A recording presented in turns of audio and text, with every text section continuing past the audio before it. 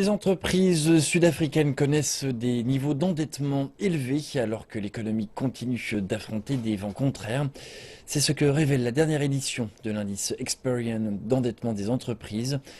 L'indice montre qu'au premier trimestre de 2016, la santé de l'endettement des entreprises s'est légèrement améliorée, mais elle demeure proche du niveau zéro qui distingue entre amélioration et détérioration des conditions d'endettement des entreprises.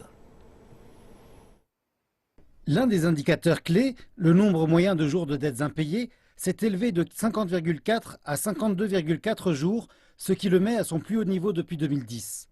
Et ceci n'est pas une bonne nouvelle.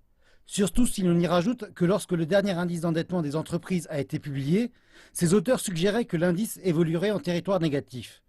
Il ne l'a pas fait, et pour une raison très simple. Le manque de confiance des entreprises. Essentiellement, les entreprises semblent s'être préparées à un environnement de très faible croissance et dans ces circonstances, elles ont fait le gros dos et ont assez bien renforcé leur bilan. Les entreprises répugnent à s'engager trop, que ce soit en termes de leur propre liquidité ou en termes d'avantages d'endettement, dès lors qu'elles ne sont pas sûres de la trajectoire que prendra l'économie. Donc si par exemple elle se languira dans les 4 ou 5 années à venir dans les parages de ce taux de croissance désespérément bas, moins 0,5 ou 0,6%, ou même moins, alors les entreprises chercheront un retour sur leurs actifs. Et si elles doivent s'endetter, même à ces taux d'intérêt relativement bas, cela signifie qu'elles auront ce retour en plus de cela.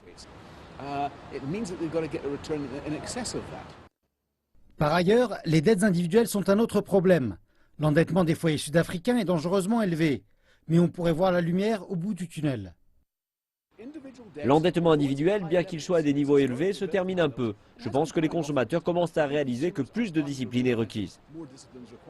À un niveau plus large, l'indice n'envoie pas de véritable signal aux agences de notation. Cette semaine, Fitch est en Afrique du Sud pour rencontrer un aréopage de personnes avant d'annoncer sa décision. Ils doivent partir du principe que Pravin Gordhan et Fuzile resteront en place, de même que Mebisi Jonas, le vice-ministre des Finances, et que par conséquent le Trésor public gardera son intégrité comme institution de discipline et de responsabilité financière en Afrique du Sud. Dans ces circonstances, je pense que les agences de notation adopteront une attitude attentiste.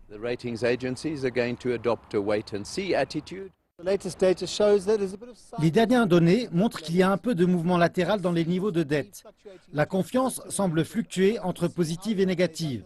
Et nous devrons voir comment cela se déploiera dans les 3 prochains mois après les annonces des agences de notation.